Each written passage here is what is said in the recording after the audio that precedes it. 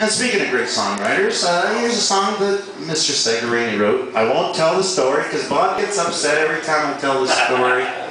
But basically, I had this idea. I had a little problem with a club owner one night, and I wrote a few verses, and I couldn't finish the damn thing, so I emailed it to Bob, and Bob finished it for me. And it's basically more Bob's song than mine, but I did have the idea, and it's also a little bit of a tribute to one of my heroes, Les Paul, who just passed away. It goes like this.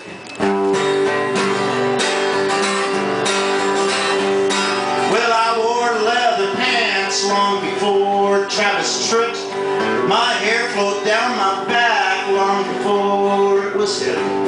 That's when I pawned my valuables and bought myself a stash of records made by Randy Shell, Guy, and Johnny Cash. But the whiskey made me crazy and the music made me cry, till my sweetheart went and left me. She didn't have to tell me why. So I went on the road. I was trying to learn my craft, getting by, getting high, mostly getting smashed. I met a promoter. He said his girlfriend could sing. I met a lot of drummers who taught me how to drink. But the drummer fell off a stool and on the chick I took a pass. The promoter took it personally, said he's gonna kick my ass. But I said, you can't intimidate me, so don't you even try. You know I've sparred with the best. I even made Lydia Lunch cry. He tried to grab my throat, but I guess he was a klutz, cause he landed on his knees when I kicked him in the nuts. And when he started whining and looked like he would cry, I hit him with my Les Paul. Now I believe a man can fly. Well, you know I'm just a little guy, and I don't like to fight. But that son of a bitch was 7 foot tall, and he was going to punch out my lights. I really had no choice but to whack him with my axe. Then I hoped he was still breathing when his eyes turned dim and black. Well, I knew I had to beat it, so I headed for the door. I left my Les Paul bleeding right beside him on the floor.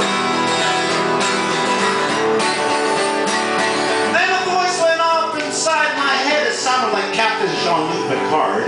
It said, Seb, go back in there and grab that damn guitar. I said, I ain't going in there alone, no matter what you say. Then I thought for a minute, I went, hey, who is this anyway? The voice said, Seb, my son. That question seemed so odd. I thought you'd recognize me. It is the voice of God.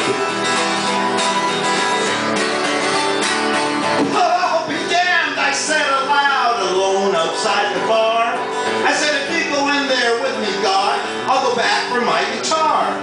So me and God strolled back inside, fueled by righteous fear, while God kept up his pep talk, saying, I had not to fear. So I asked God from the heart why he was so adamant. He said, you can always replace a Fender, but a Gibson is heaven sent.